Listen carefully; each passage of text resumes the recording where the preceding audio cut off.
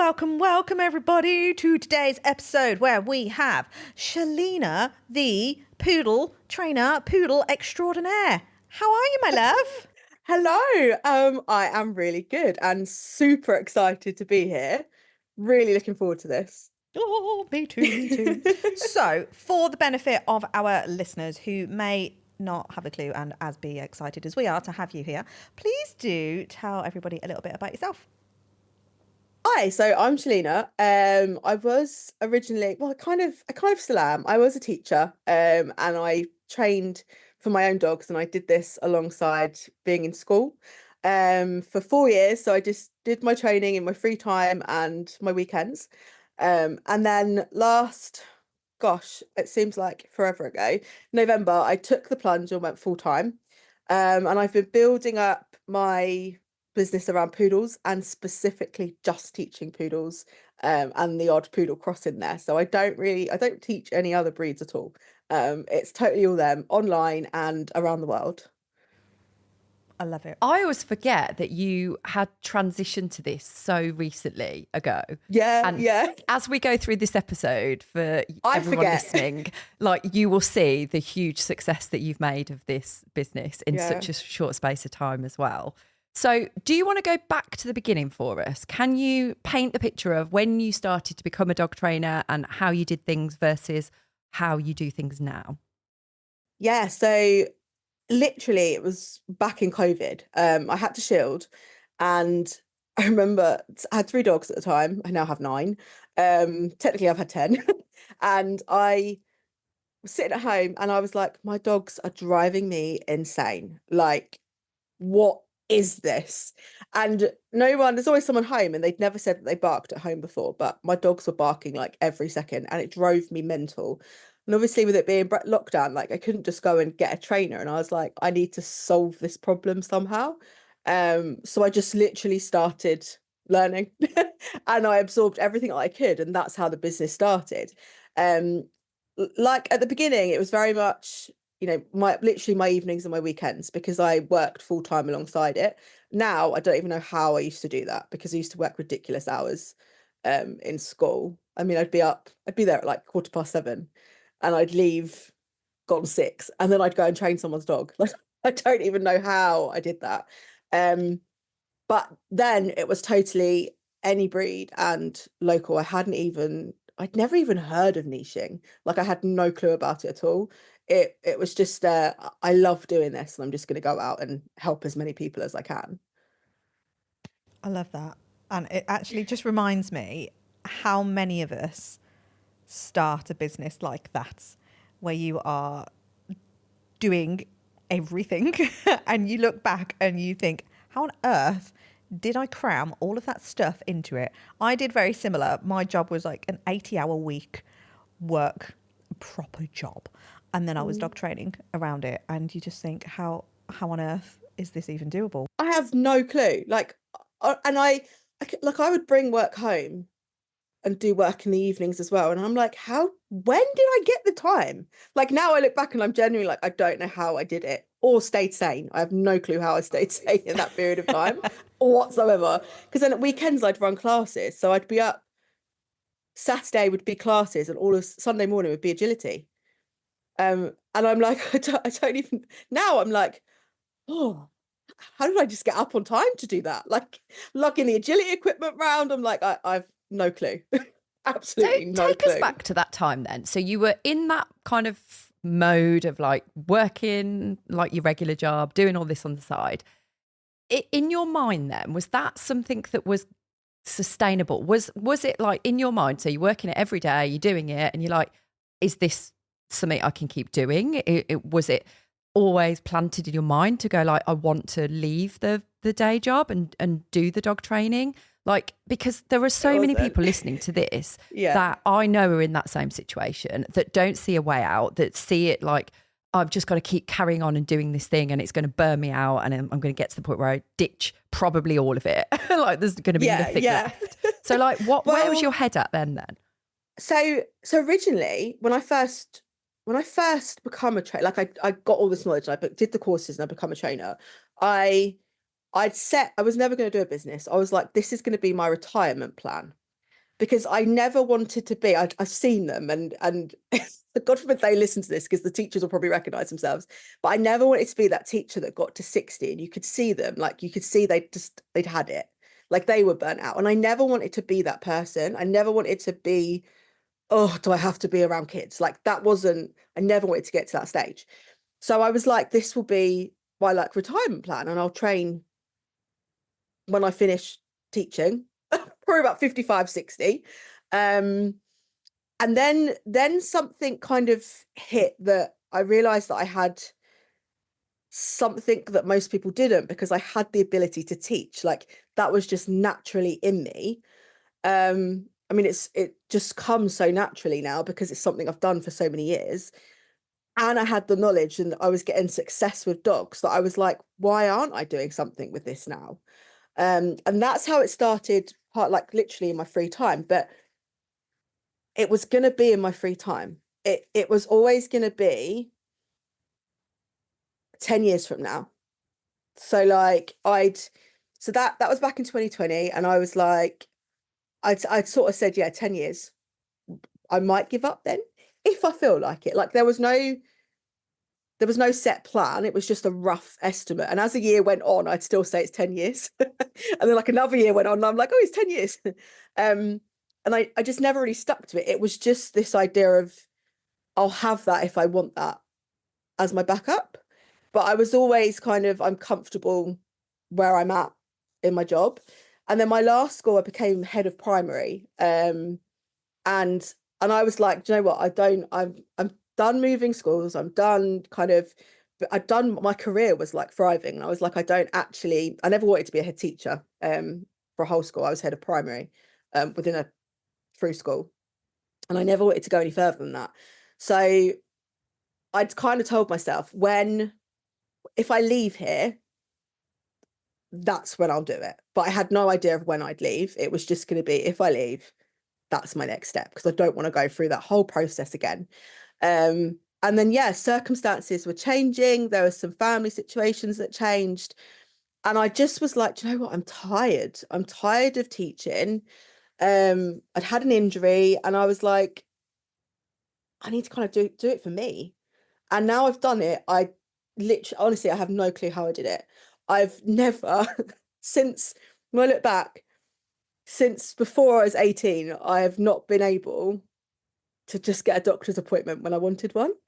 Like, it sounds mad, but I've never been able to do it. I've never been able to like just book the hairdressers in the day. It had to always be in the holidays, or everything was planned around my 6 weeks, like block of 6 weeks at school, and then I could do something. Oh no, I can't do anything now because I've got 8 weeks at school. I'll do it after. And I just got in that habit. Now I'm like, whoa, this is weird. I've never had freedom like this. But yeah, it wasn't it. I kind of guess, like most people, it wasn't something that I'd put a timestamp on it, but the timestamp just kept moving with time, really. I didn't stick until it was probably last year. I kind of started to think, actually, do you know what? It's getting to that point. Now I have no regrets whatsoever. And to anyone that's listening, I'm like, do it. Do it, because it makes such a difference. And now I can put everything in my business I couldn't before. Because there just wasn't enough time in the day. Like physically, there was not enough time to do everything that I wanted to do. Yeah, there's a lot going on, isn't there? And I'm curious then. So when you decided to take that jump and go all in, I feel like this might sound like a loaded question, but I'm going to ask it anyway. Did you jump for the love of dogs, or did you jump thinking this could be a business that could afford me money, flexibility, and I get to do the thing that I enjoy? My first, probably the thing that excited me most, and the thing that always excites me most, and this is why I love my niche, was I did it for poodles. Like, there is nothing better than that. Like, if everyone asks me, I'm like, it's the poodles. But I knew coming from being in school and being so regimented in what I could do, when I could do it, and having no free time, I knew I wanted to create a business that allowed me time freedom. I wanted to create a business that allowed me money freedom, and I wanted to be able to kind of live my life with my dogs, because my dogs had I kind of like just kind of not neglected in a sense of not looked after, but I wasn't able to do the fun things I wanted to do with them. Like I'd started to get into agility and do competitions, and then I had to stop that because there just wasn't enough time to teach and train and do my dogs. I knew I'd planned at this point, I'd planned to get my puppy to show. And I was like, I'm never going to be able to show. Some shows are on Fridays, some are on Thursdays. I'm never going to be able to show if I'm teaching. And so I knew that actually, although it's about the dog, and I love the dogs, like literally and the people I get to work with are amazing. Like I absolutely love them. But I knew I wanted more that would allow me to have more for me as well, which then would allow me to give more to my family, to my dogs, and it all kind of came together. So yeah, it was definitely I at the point I'd say to myself, like, if it all went wrong, I could just go and train all dogs, right? I could just put an advert out sort of locally and be like, hey, who needs a trainer? And I always had that in the back of my mind, but it also always made me feel like, oh, I don't want to. And that was the difference with like that enthusiasm of doing this, was because I get to do it with the breed I love. I don't just do it because that's what I do. Yeah. If that makes sense. Yeah, no, I love it. And I love actually that you are able to encompass everything into it, because I think what a lot of people do in this industry is it has to be one or the other. You either love what you do and it's super passionate and we get to do the dog thing, and you know, we kind of expect that we're not going to make enough money from it and we're going to have to work evenings and weekends to accommodate those people that are still in full-time jobs. Or you are, and I still think that it is a prominent thought in our industry that if you do lead with more of a business mindset and you think about the money and you think about how you want to manage your time and stuff, that maybe you don't care as much about the dogs. So I love that actually it was an all-encompassing thing, because it's certainly the message that we put out there a lot, and going like, you can have it all, it is okay. But I think the vibe I'm getting from you when you're talking is mindset wise, you were prepared to actually go in and go, this is a business. This isn't a hobby anymore. That I obviously enjoy the thing that I'm doing, and you know, you can feel and see your passion coming through when you talk about Poodles, but there is that distinct line that we certainly don't see in everybody when we have to start thinking, hold on, this is a business. So what was the steps that you took after it's almost like one day we went, I'm going to do this, and then the next day we did that, and obviously it's never like that, it's a journey. But what was kind of the process around you thinking, right, this has to be a business, this has to work? What was the journey like there? Where did you start? What were kind of the first few steps you took? Yeah, so to start with, before I'd even kind of, I knew I'd always sort of said I had a business. It just kind of come out that way because I didn't really know how else to describe what I was. And if I would tell people, oh, I'm a trainer, they would ask me, do you work for someone else? Are you like a franchise? Because I don't know if you can, they'd see my logo and they'd be like, are you a franchise? And I'm like, no. And I generally would look at them like, I don't know what you're talking about. So they'd be like, who do you train for? And I'm like, I don't, I train for myself. And from that, I started the conversation of it's my own business, because people didn't seem to understand. I mean, I've no idea where they got my franchise from my logo, but so many people would ask, like, you know, like if I went to Pets at Home and place like that, they'd be like, oh, well, who's in charge? And I'm like, I am. Me. I was like, what?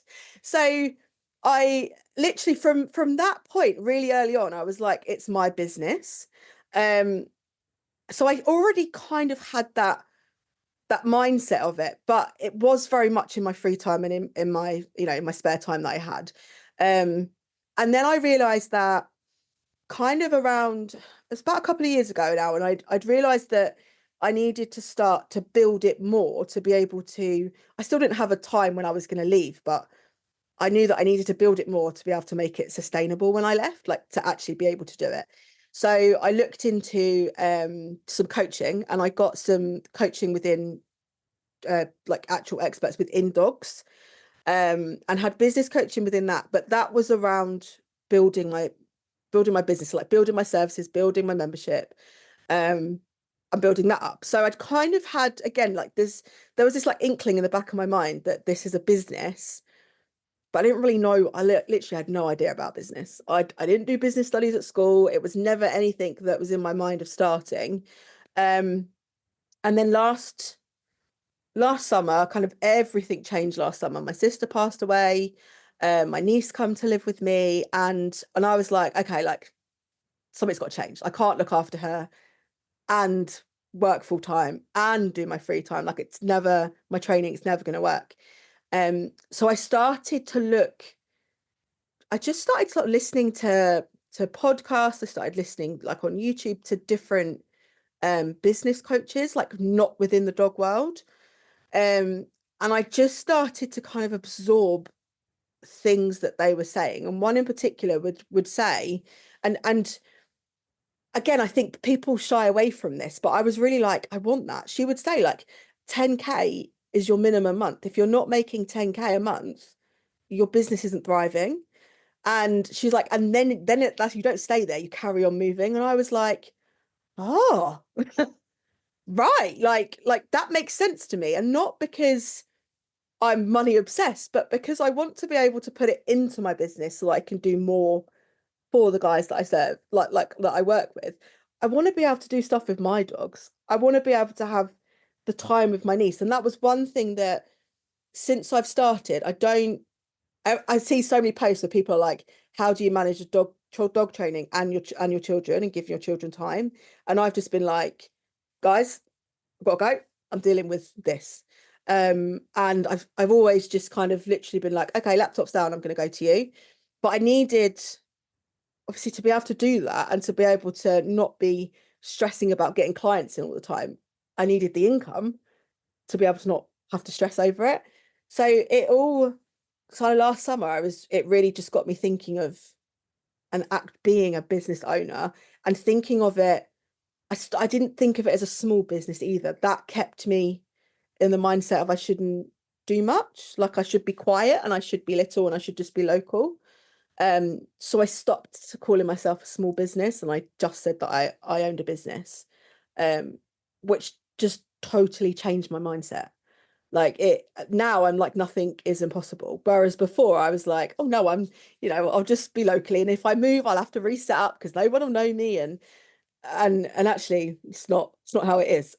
Like I'm known around the world. So yeah, it was the mindset that changed. But when I really realized, I guess I took myself out of my little bubble of being in the dog world. And I was like, I popped that and was like, I want to know more. And as soon as I started to know more, I was like, why am I keeping myself small? Do you know what? I'm pop in a dog cherry bubble. I love it. Yeah, but you see, like this was so me. I felt exactly the same as you. I was like, yeah. I've got limitations here. I am just a local trainer and I exactly that. If I move, my business used to be called, because I was part of a franchise, Puppy School, and it was called Puppy School Redditch. And I was like, oh, I need to change the name because my venue is now not in Redditch, it's outside of Redditch. And it was so stupid. Like the way I used to think, I say stupid, it's not stupid. And there's probably lots of people here listening to this thinking the same thing. Yeah. So it isn't stupid at all. So I shouldn't have said that.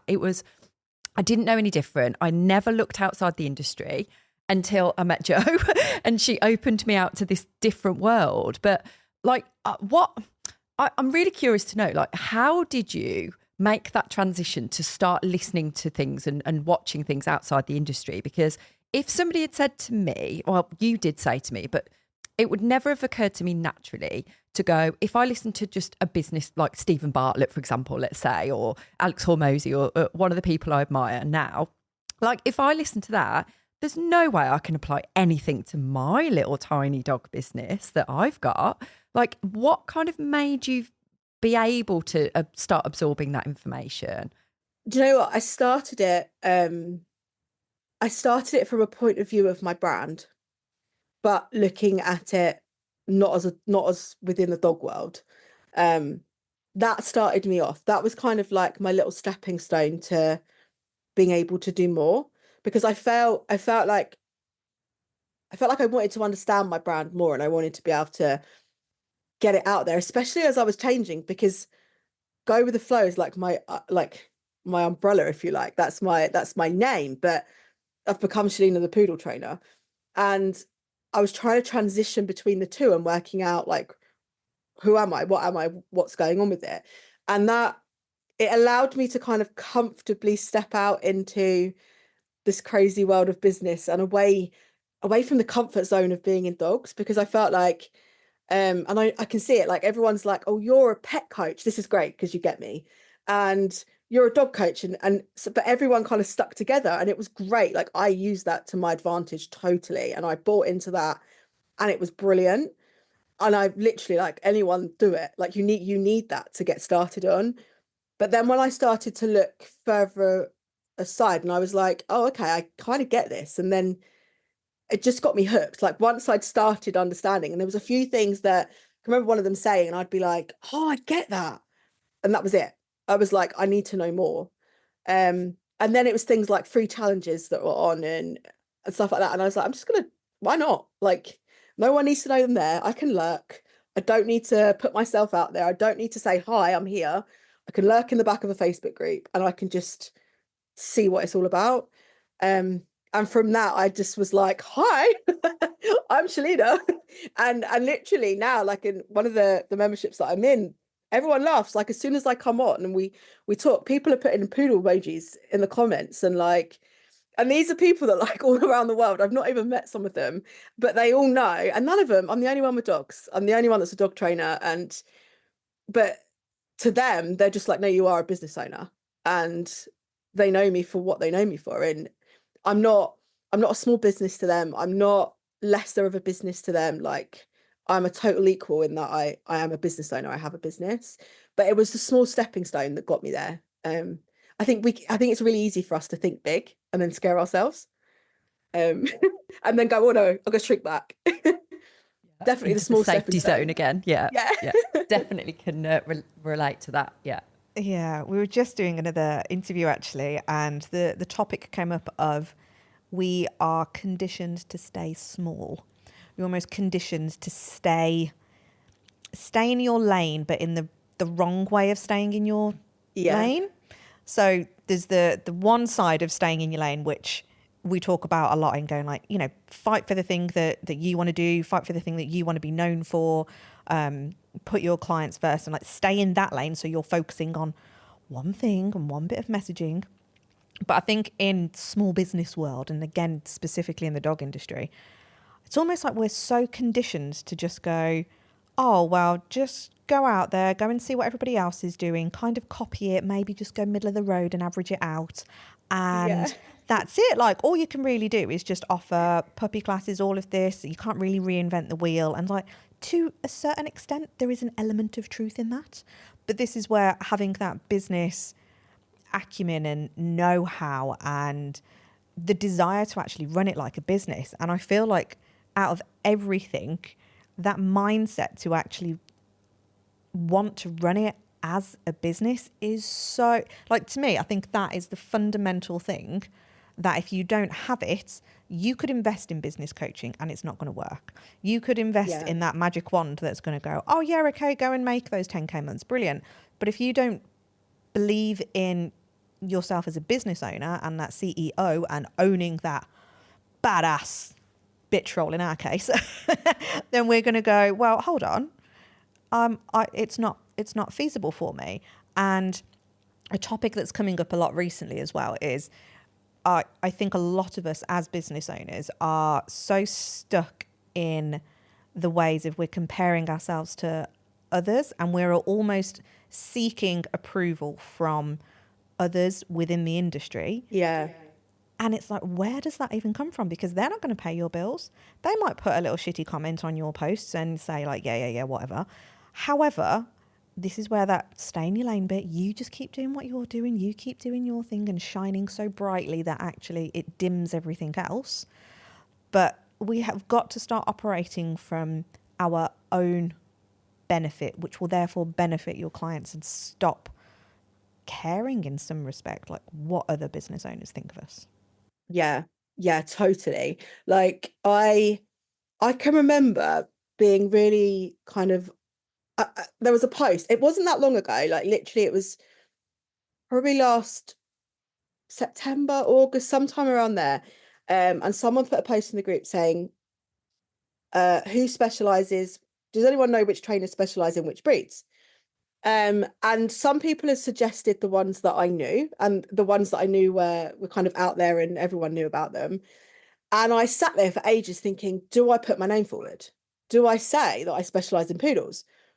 And I wrote it and I deleted it and I wrote it and I deleted it. And I was like, oh, what do I do? And in the end, I was like, just press it. Like, what's the worst that's going to happen? As it was, it got me on a podcast, and it started, it literally, people took note. Some didn't care. Some were like, oh, okay, I'm going to remember you. Some that I found later on that I've started talking to people and they were like, yeah, I know who you are. And I'm like, what? What do you mean you know who I am? But that first step of actually putting it down there and being like, this is me, this is what I do, was terrifying. But having now done that and having put myself out there, it's really not as scary as it seems to put yourself out there. And majority of people, if they're not interested, they're not interested. They'll just scroll past. And I kind of made it my aim. Like if I annoy someone, when I got my first troll, I was like, yes, I've done it. Right. Like, and everyone's terrified of this. And I was like, yes, I've made it. And now like that's it now. I'm like, I put stuff out, and if you're going to comment on it, you comment on it and we'll have a conversation. I will be civil and I will be my professional self within that. But I don't hold back worrying about what somebody else is going to write anymore, or what somebody else is going to think. And since I stopped that, like I said, that light has been shining so brightly, because I've stopped worrying what somebody else might think, and chances are they don't think it. And it has just brought so many more things in. The other thing that I like looking at being a business owner, I see like lots of friends that I know that are trainers, they're like, oh, I've packed out like every day. And then they're like, well, I don't have time to do my social media. I don't have time for this. Whereas I literally have my CEO day, and I don't just do content. I look at it from a marketing perspective. I look at it from sales. Like I come from all areas. Although it's just me, I come from all areas on it, and I make sure like what's the plan for the week and where am I missing things? What do I need to pick up on? And then the training obviously comes in alongside that. But I have that every week set day where I have my day to look at it as my business, not just, oh, I'm in it, I'm training, I'll do a quick 5 minutes when I've got 5 minutes. I'm fully like, that is my day to do it on. And I think that makes all the difference as well. How do you, okay, so that, yeah, totally, that's a game changer, isn't it? How do you start to make that transition to allow yourself that day every week? Because again, from the communities that we're in and from our clients that we're working with, oh, but I'd love to do that, but I have to just keep working. I have to keep bringing in the money, working in the business, like delivering the thing. Like, how do you even start to know that that's an investment you need to make in yourself almost? Yeah. Do you know what? I was really strict with myself. And I literally, right from the beginning, I mean, because I've got a lot of clients in America, I did a lot of work, well, still do now, in the evenings. So there are like a couple of evenings a week, I'll go do my lives, I'll do my membership. So it freed up some time in the morning. I could have very easily just gone, I'll train in the morning. But I was aware that I've done a career of long hours. I mean, I used to work through my lunch. Like I'd sit and eat and be like, I'm going. I never stopped. And that was one thing that was like, I am not going back to that. I do not want to fall back into a trap of working every single minute of every day, because otherwise I may as well teach. And I may as well have a guaranteed salary that's going to come in and just go with that, really. So I knew that I'd have my more part of my day could be freer because I did my evenings. So my mornings, it started off my mornings, I'd literally go to Costa every morning and I'd plan my social media for the day and I'd answer any inquiries, I'd reply to emails, like I did all of that sort of stuff in the morning. And then that led me, the more I kind of worked on my social media and the more I understood it, and again, learning from people that aren't within dogs, like I started to learn more about what is a marketing like campaign, like what do you do? Then I was like, hey, I need time to do this every day. And I remember one day being like, right, Mondays, that's what you're gonna do. Every Monday, that is your day. And I just blanked it out. I was like, that's the equivalent of me training. On a Monday, this is what I do. And then I set my whole week up knowing what needs to go out there, what money I've got coming in, where I need to get more money in, where I've got time to do extra, what I'm going to do in my membership. Like everything is planned out on that Monday, which starts my week off incredibly because I'm not already like, oh, I'm behind and I haven't done this and I haven't done that. Like literally my Mondays are my let's get it done. And it makes such a difference. But I was really strict with myself and I was just like, you're doing it. This is what we do. Yeah. And I think part of it, I have been really strict with myself. I have, you know, because I am the person that will run away and I'm the person that will just work all the hours God will give us. But I will, like, I can see my some evenings, I'm like, right, you've got 3 calls tonight. So you can go and sit on your bum for 3 hours and watch TV if you want to. Like I always end up back on the laptop. But I allow myself that. I allow myself some time. If I'm not going to have my evening, you have it in the day. You still have that time. And I got rid of the guilt. Like I just was like, we're not going to feel guilty over that. This is your business, so you can decide how it runs, when you work, and it's going to work for me. It's not me working for it.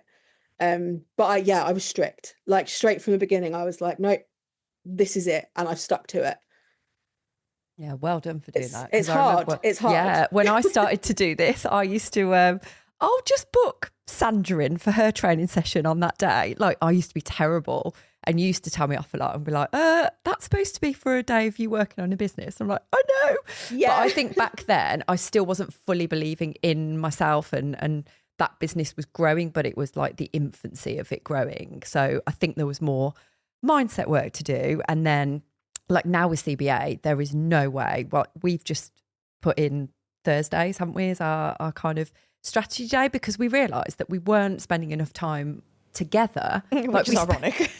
Which is ironic, really. But we're together, but we're doing things like this and we're delivering stuff. Like we're not actually spending enough time, or we weren't spending enough time discussing the things that need discussing, because then the business like strategy changes because you're getting bigger and your vision is different and you need to think about the next steps. And that is what we have realised actually very recently, that we need to now allow that time. So that is going to be a huge like game changer for us actually, isn't it? Yeah, I don't think it's, or that I totally understand when people are in the situation, because again we've both been there. I don't think it's possible for anybody to skip over this step. You have to go through it. You have to go through the pain of, oh shit, now like I'm in that catch-22 of I either haven't got enough work in and now I'm in Scratsville, or I'm just sitting staring aimlessly at a computer because I just don't know what to do, because I haven't got a strategy. I don't even know what that word means. I don't know where to get it from. I don't know anything. And I'm just hoping that leads are going to fall out of the sky and land in my lap and go, I need you. And then that desperation bit kicks in. Or on the flip side, okay, you're generating enough sales, but it's not an investment that it should be. So you're still scratting, you're still not making enough money, but now you work in 80-hour weeks and there's no time. And it's like, where on earth do you... So on one respect, you've then got, well, if I'm not getting anything in, I haven't got the financial investment to get additional support and bring it in. On the flip side, I haven't got any time because I've got to service all these clients. So then how can I possibly take that day out or those few hours out. And I think this is where that hard work happens. And I want to emphasize it because I do think there is a thought process that occurs where we think we can skip over this and we can avoid it happening. And I don't think we can. I remember being pregnant with my second child, so my little boy Hudson, and the business was growing at such a pace. So it's in like its third year. And I was 7 months pregnant and I was working, probably 80-hour weeks actually.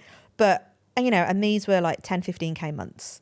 And I was getting new staff on and I was doing that. But I was working right up to the point where he was born like the day after I decided to stop. I was like, oh, hello, here we go.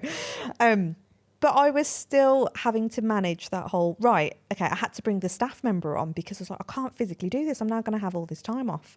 I'm going to have to do all of it. And it is that scary transition period. Because like bringing staff on, if anybody's done it, is fucking scary. You don't know who's coming in. You've got this whole thought process of, but this is my business. Like I've created this. They're not going to be as good as me. I haven't got time to train them. I haven't got time to do this.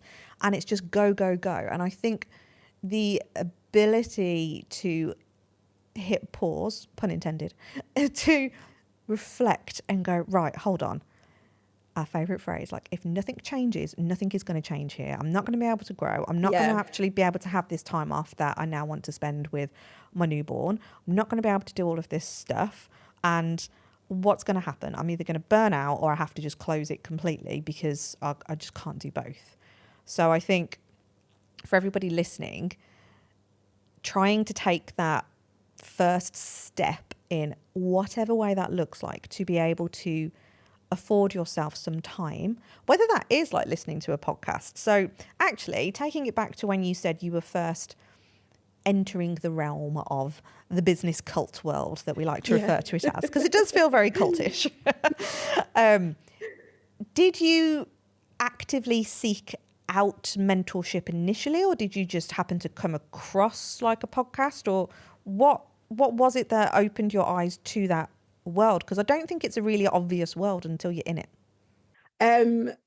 Some posts had literally, you know, like when Facebook gives you posts that are suggested for you, one had come up, and the hook on it really just, it got me, and I was like, I'm going to read that. And then the more I read, I was like, oh, okay. And literally I hit follow and was like, nothing to lose from following you. So then a few more come up, and then that was when I started, was like, I'm going to look into this a bit more. And that's when I then went to listen to some podcasts and I started to look into it more. But originally it was just a post. Like the post made me go, oh, okay, who are you and what do you do and are you useful to me? Was my thought. But I never intended, at that point, I never intended to buy into it. I never had any thought process of investing in any of that. I was literally just like, I wonder what nuggets I can get from your content. Was where I was at, because I didn't know anything. I just was like, can I know little bits more? Like what else is there to understand? Was like literally that was my starting point, was the lovely Facebook giving me the Facebook algorithm helped you. Yeah, it did. For once. I want to stay on that for a moment, because within that message is the importance of that consistency bit. It's the importance of, if that had been the only post you had seen and not seen anything else, you may not be where you are today. And I think for a lot of us business owners out there who then think, oh God, this thing isn't working, or how many times do I need to put this thing out? It's like, you got to keep showing up, because like you said, at that moment in time, going. Yeah, you weren't ready to buy at that time. And this is what happens to our dog owners out there who we're trying to support and sell our services to. Like the first time they see your post or your sale or your pitch or whatever, they may not be ready, and they need to know, like, trust. And yes, it's overused, but it's overused for a very good reason. Yeah. We have to keep doing that. So I just wanted to emphasize that point. Yeah, definitely. It's a good reminder to us all that you just got to keep showing up. And when you were talking about like not being able to take time off for your day and constantly being like book everyone in. I think the big changing point for me there was I went from thinking that I wasn't good enough, and I wasn't well known enough, and I wasn't good enough to say to people, actually, no, you've got to wait 3 weeks for an appointment, or no, I can't book you in on Monday. So whatever days, I would ask them, what days work for you? And I'd go with whatever they said.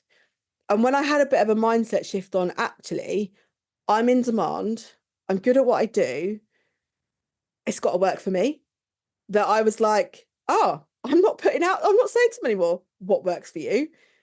I've got these. If these don't work, we'll look at some others. And that totally changed it, because then no one books on my Monday, because I don't give them the option of Monday anymore.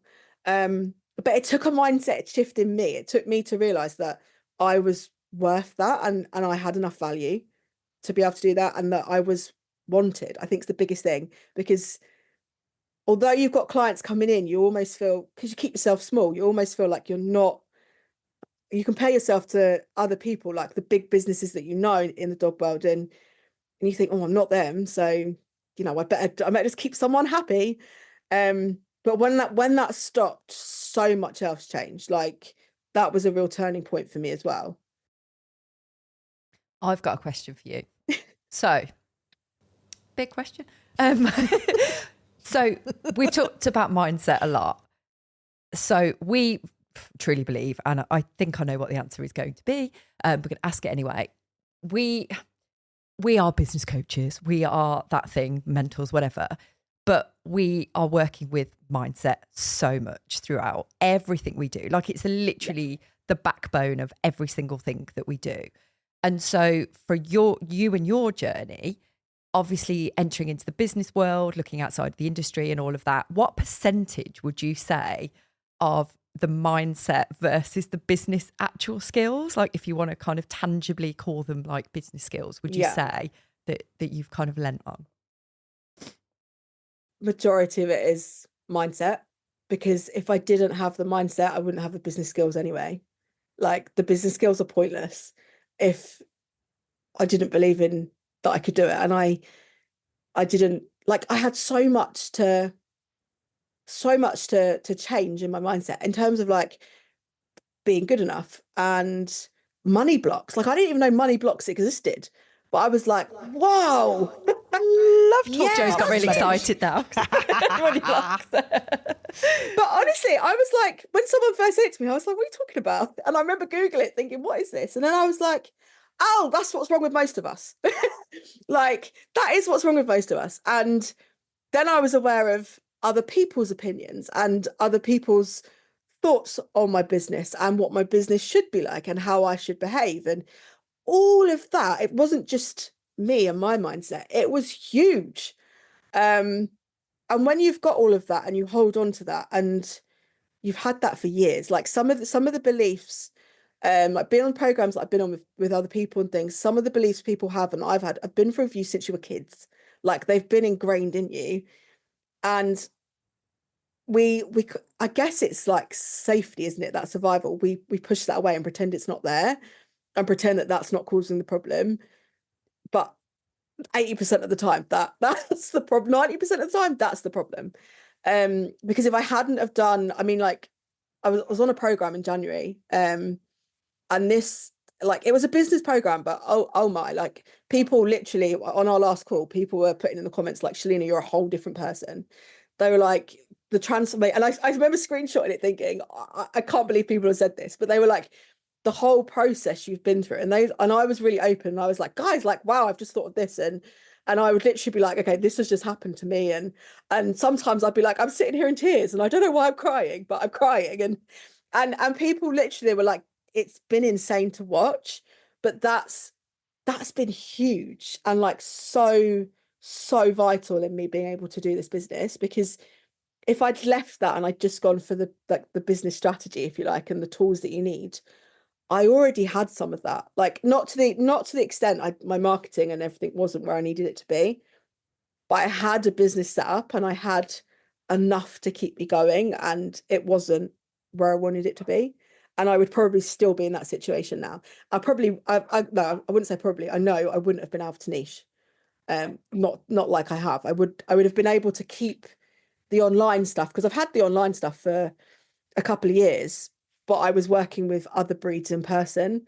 I wouldn't have been able to change from that. I would have had to keep going with that, because that was all my business could give me, because I couldn't give it anything else. Like, I didn't have it in me to give everything else. So mindset is huge, and it's scary, but when you kind of give into it and you're like, okay, let's go for this wild ride. It is a wild ride. Yeah, it's crazy. Oh my God. It's ironic though, isn't Yeah. it? Like how important it is, yet nobody seeks out. No one looks for it. It's like, I don't want to go on that roller coaster. That looks far too scary. Like, I don't want to delve into the depths of my soul and see all my failings and flaws. It's like, no, thank you. Just teach me how to get like 10K months. Yeah. Yeah. But the block is massive. Like the block, the amount, and I couldn't see it before. Like, I had no idea. But now I'm like, you're stopping yourself from getting that. Like you've the way you speak about your business, the way you word your messaging, you think it's on point and you think, yeah, that's really good, but it's off. And there's things about it, but because subconsciously you are kind of blocking yourself. And because that success is scary. Like, success is unknown, and what on earth could happen if this is like truly successful. Whereas if I keep it small and I struggle to get money in and I kind of work all the hours, it's known, right? It's safe, and you know exactly what to expect. So your body keeps you there, your mind keeps you there, even when you're like, no, I don't want to. Everything that you put out says keep me small. And that's where the mindset has to change. Otherwise you're stuck. You are literally stuck. I mean, I've literally, like I say, this has been super quick. What are we on, like 6 months? This has been insanely quick for me. But I would not be where I was now if I hadn't have taken that leap and done that program run I went in January. If I'd not done that, I would I can't even remember the person I was. Like, it's that much of a change, but you have to do it. Like, if you're really thinking I want my business to be a success and be a business, like, you've got to start small, but you've got to start on it. You definitely have to look at your mindset. I'm going to lean in on this as well, because that growth you've had in such a short period of time, I know there will be people listening that are potentially enrolled in programs of a similar nature, potentially, and maybe they are 6 months in, maybe they're 12 months in, and maybe they haven't moved the needle at all in their business, but then the likes of you and other people in their cohorts and stuff are fucking smashing it. Now, the skills taught are the same, and I know it's this mindset thing that is the blocker. It's how I almost want to just emphasize that point, that you can see the differences, can't you, in your group? And I'm certain that even in your group where you were working with other people, you will have seen people not make as much progress, and you can see the blockers within them as well. Yeah. So it's for everybody listening, going, if you are finding yourselves on this journey and you are feeling frustrated and going, oh, like, it's not working for me, but it's working for them, it's not fair, that's not... Oh, this is the harsh reality where we have to look inwards and go, hold on one second. What are they actually doing that's different? Because it can't just work. It's not that. And again, I think this is where a lot of us tell our own stories, don't we? It's like, oh, well, maybe they're in a different area. I was going to say they live in a different area and they can get better clients, or they're more affluent or whatever. Yeah. It's those kind of stories. Yeah, they've been going longer, even if they've not been doing it very well. They've been going longer, so maybe they're known more. But like you were saying, like, we keep ourselves safe, which is weird because it doesn't feel safe. It feels really scary and horrible. but it's known, it's predictable.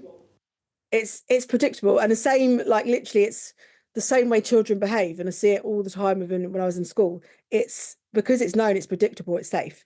So you go for that. But as soon as you add in the slightest bit of change and it becomes unpredictable, it's too much, because you have no clue what could happen.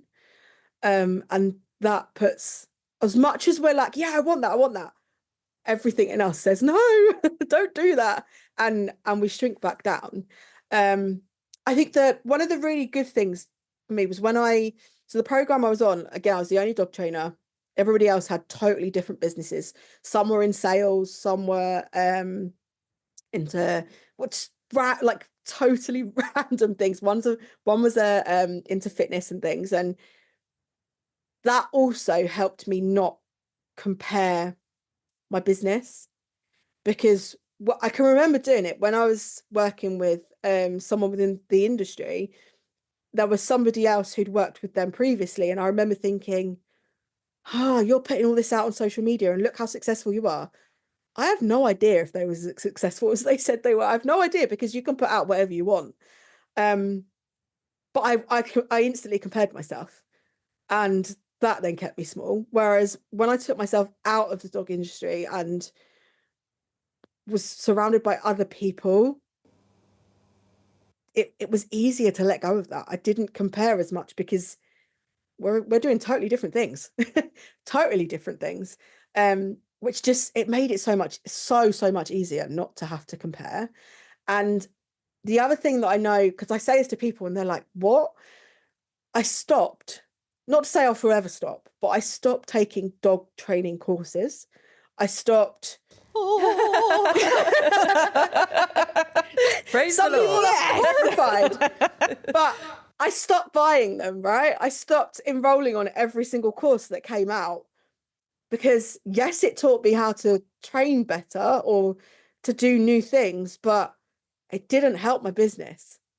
And just because I've got another thing to my, another feather to my hat and another course under me, and I can do this and I can do this, no one cared. Like, the general public didn't care, because let's face it, most people are still going to balance trainers, right? Most people are still using aversive methods. They didn't care that I had all of these things under me. But what changed was when I went through the business side of this, my business changed. People cared, because suddenly I was in front of them and they were like, oh, I need to work with her. And that was the massive difference. And I know that there's a few things that I'm like, oh, in the future, I'd like to dive into that a bit more within the dog world. But right now I'm like, stop buying the courses and using them as an excuse not to grow. Because that was part of it. Part of it was like, I want to know more knowledge, and I did. But if I just stuck to training knowledge, I didn't have to think about a business. So I had the excuse of not growing it. It didn't matter. If it didn't go anywhere, it's fine. I haven't bought a business course. So it would just become another excuse. Yeah. And that is another way of keeping yourself safe, isn't it? Like, looking at it in that way, it's like, let's default to the dog knowledge stuff, because that's easier. We know it more. We feel comfortable in that space. Yeah. If we purchase something else that we're not quite sure about, oh God, that means I actually have to do the bloody work and make sure that I get the thing done.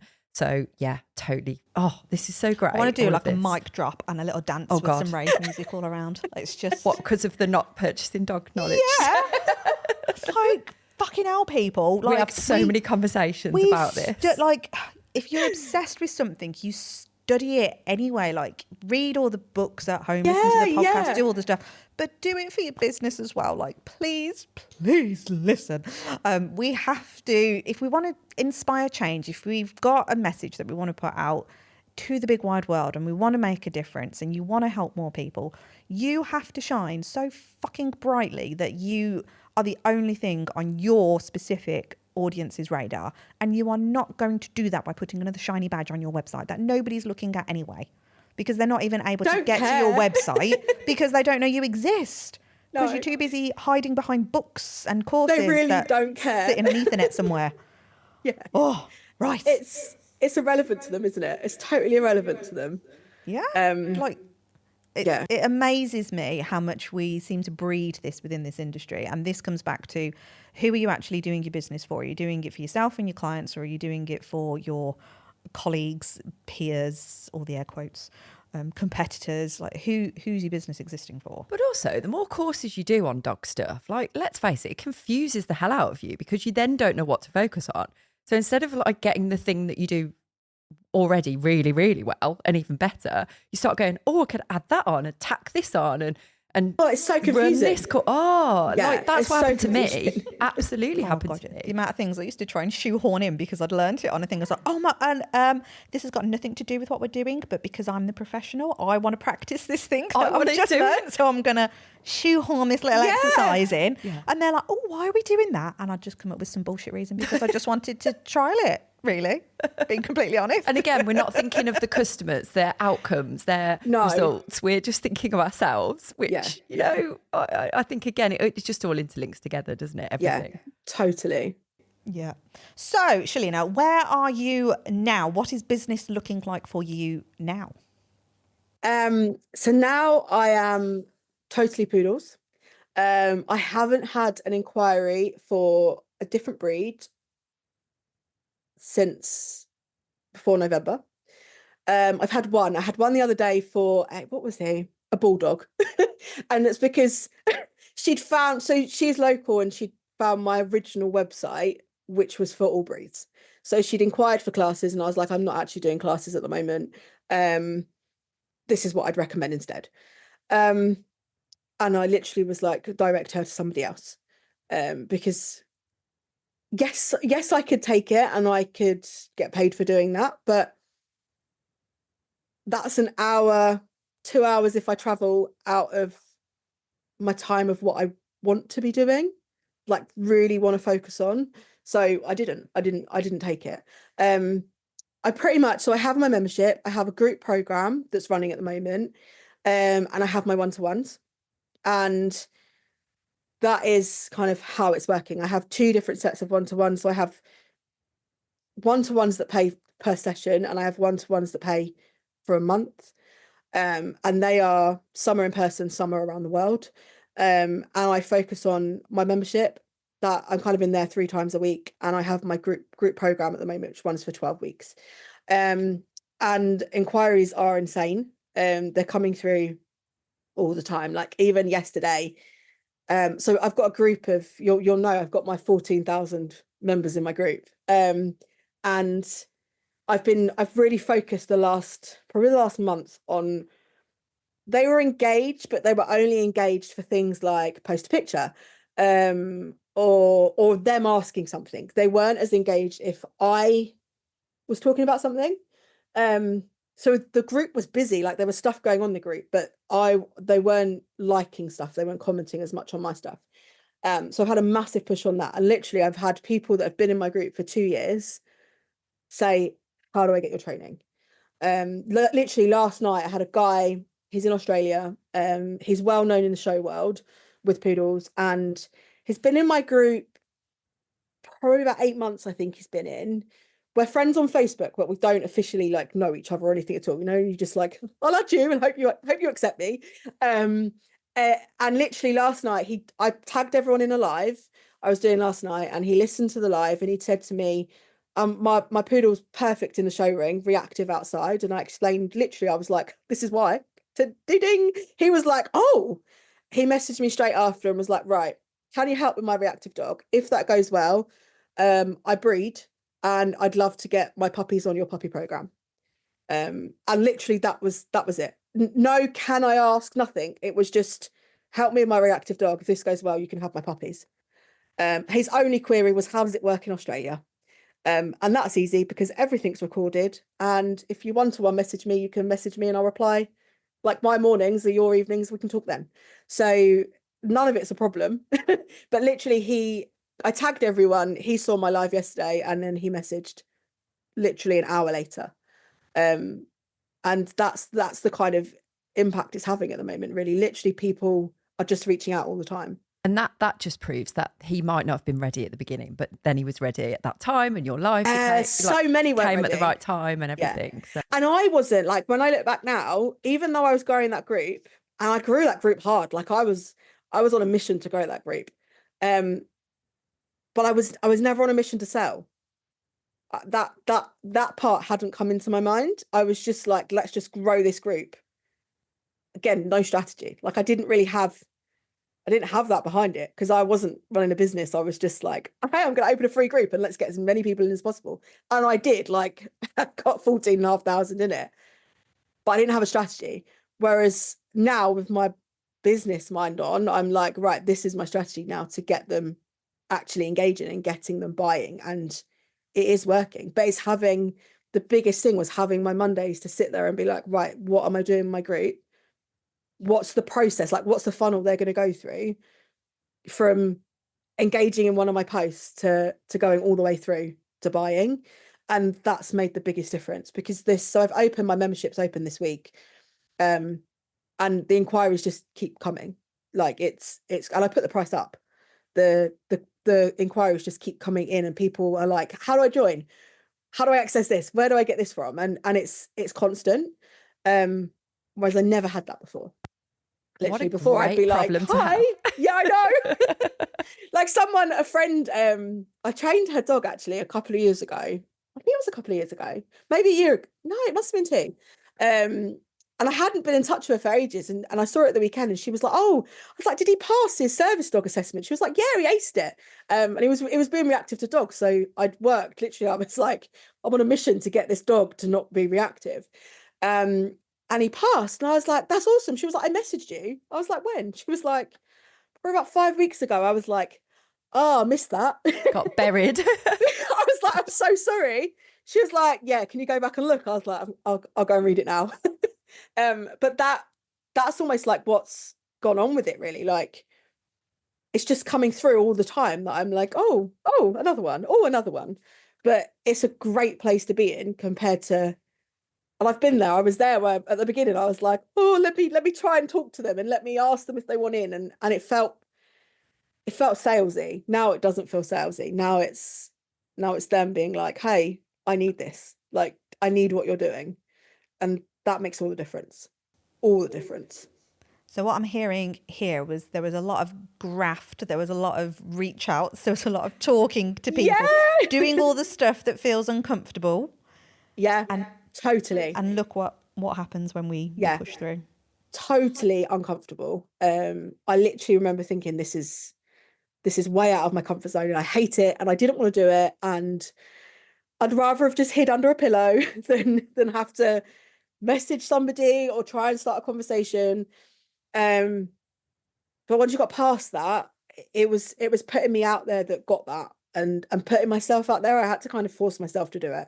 But when you get past it and you get into this stage, it's like, oh, this is nice. this is what it should be like. And actually, I don't think if you do enough of it, it doesn't take that long to get over it. And I think going back to the limiting beliefs and projecting your thoughts and opinions on others, that comes into that a lot, doesn't it? Because you're like, what are they going to think? What are they going to say if I, say we've got, because we're always doing it. We say we've got something happening. We've got a giveaway. We've got a challenge. We've got something going on.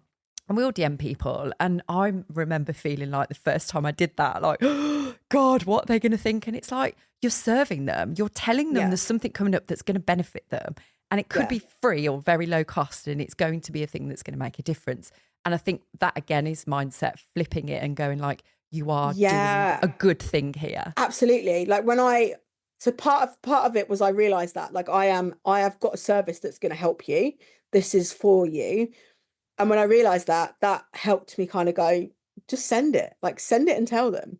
It even got to the point lately, no one, I think it's Messenger hiding it, but like my messages, people aren't seeing my messages. And they've asked, like, so this week, with my membership, I've been like, comment school if you want to get more information and join.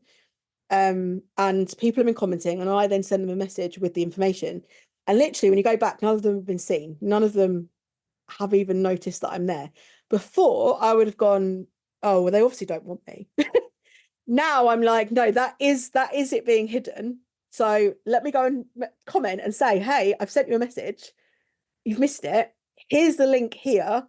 Or you can click my name, message me, and then you'll find it. Like, I've given really clear steps. I would never have done that before. But I know if I don't give them those clear steps, they're going to stay stuck in the problem that they've got, because I have the solution for them. But it's getting yourself out there to do that can be really tough. But hey, the more you practice it, the easier you get over it. you just got to go for it. Oh my God, she's literally dancing. I do. Just like, love it. Just going to keep dancing away. Fucking brilliant. I knew you'd enjoy this episode, Jo. Oh, do it. I'm curious. What's your financial target for this year? Do you know, I know it, but I'm going to look it up because I have it open and I look at it every day, but I never actually keep it. Oh my gosh, she's a girl of your my heart, mind. Jo. Why? Business strategy. Know your fucking numbers. Money. Yeah, so literally I have it up. I've had to go to the other screen. Hold on, where is it? Because now I can't remember where I've put it. And you've got 2 screens. Yeah. Oh God, like I'm left for dead. So Left for dead. Blow your way. where's it gone? I feel like it's disappeared and I can't work out why it's disappeared. Where is it? Hold on. It's somewhere up. No, it must be in this one. Oh, there we go. Okay. So ultimate goal and vision. My ultimate for 2025, 240,000. Oh, Nice. love. Fucking love it. That was what I put in. And do you feel like you're going to hit that? Bloody hope so. Oh yes. Take hope out. Yeah. Smashing it. You will smash it. Oh But my I keep God. that up. I never close that tab. I have that up all the time. I never remember the number. Like generally, I remember everything else that I'm like, I can't remember things like that. But I keep it open and I always go back to that. And my original plan, like I planned out the year, my original plan went to pieces because I did a challenge in January and I opened my program and literally there was two people I got in, but I went from my membership. I was like, the program isn't quite right for you. And so it put me behind. And I know a lot of people would have then just gone, I give up. I can't do it. It's gone wrong. It just delayed me slightly.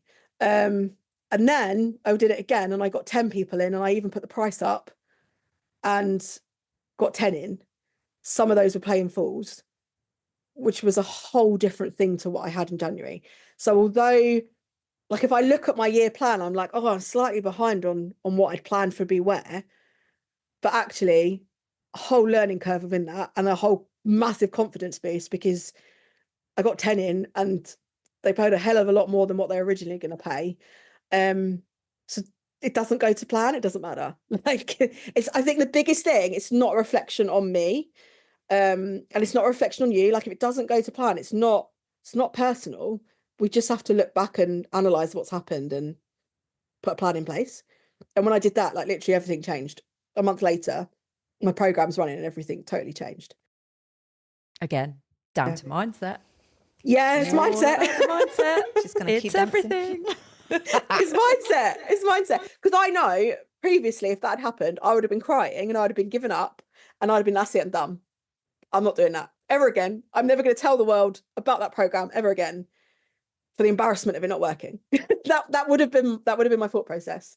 This time around, I literally was like, right, we need to do something different. Like it works. It's a great program.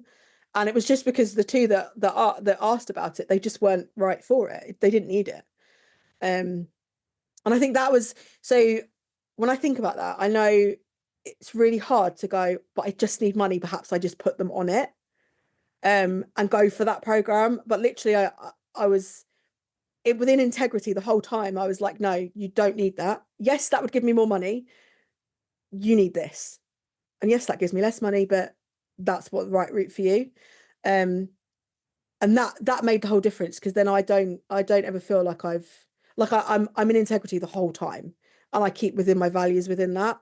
And that made all the difference to what I was kind of my process of going through that. It made all the difference to me bouncing back after.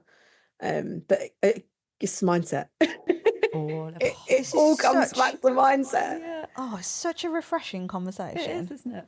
It is so nice to actually see and hear of the success that is possible when we start operating like a business owner. When we actually put the dog stuff to one side. And I know that arguably this can cause a lot of controversy because we live and breathe in the dog world. But arguably we are business owners and that has to come first. If you want to stay in a house and pay rent and a mortgage and put food on your table and be able to, just even at the bare basics, look after immediate family and friends and have weekends off and enjoy long bank holiday weekends or whatever it is. But we Look have after to your start dogs. operating. Just spend time with them and Can't just do whatever you want to do. Like it's not possible. But also, this just comes back down to like how being client focused, because like what you've just said there, out of integrity, you knew it wasn't right for you and it wouldn't have been right for those people coming into the program. So you're doing the right thing by the people. And at the end of the day, the dogs are the byproduct of the person. We're selling to the people, not to the dogs. And so if we think about it in more of that respect, then it is helping the dogs because the owners are the ones that we're getting on board, or the ones that we go, actually, it's not right for you anyway. So it's going to be a win for the dogs as a bit of a byproduct anyway, you know? Yeah, totally. Well, if everybody enjoyed this episode today, you absolutely need to come to our conference because Shelina is speaking at the CBA conference. Little bit of bringing the sass to the stage. But look at the calibre of speaker that we have at this conference. Thanks. That's very exciting. We're very, very excited to have you. Incredibly exciting. We are so looking forward to. And actually, I hope everybody listening can just hear the enthusiasm from the three of us here for business, because that's what those 2 days are going to absolutely fill you with, like the stuff that you need to be a badass CEO and to create a lifestyle that maybe you never dreamed possible. Oh my God, I'm so excited. Shelina, where can people find out more about you? So I am Shelina the Poodle Trainer on Facebook and Instagram. And the Poodle Training Space is my free group. And then my website, and I'm on With the Flow. So if you ever put in With the Flow dog training, I appear. Flo was my first dog. So she kind of kick-started everything. So I haven't got rid of Go With the Flow. It's just merged into the Poodle Trainer. Awesome. And you didn't let me ask my question before you launched in. All right, ask you now. Chili beans. So we normally do it in this order. Okay, so hope I don't flummox you by this question. So you know by now the vibe CBA is going for, you know how we're trying to help people.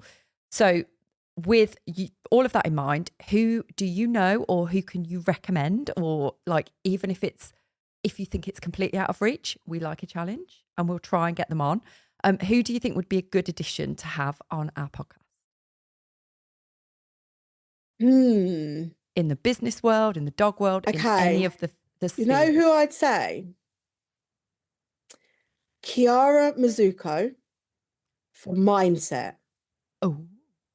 Get her on for mindset. She's magic. Okay. I love her name. Yeah, I know. That alone. But yes, mindset. And I think that beautifully sums up everything we've talked about today as well, doesn't it?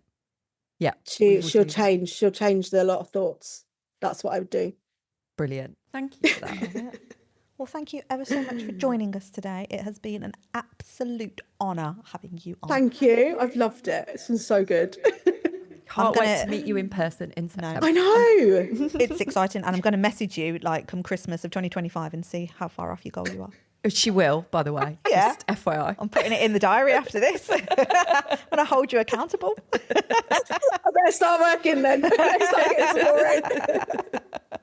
Thanks so much, Shelina. You're welcome. Thanks so much for having me.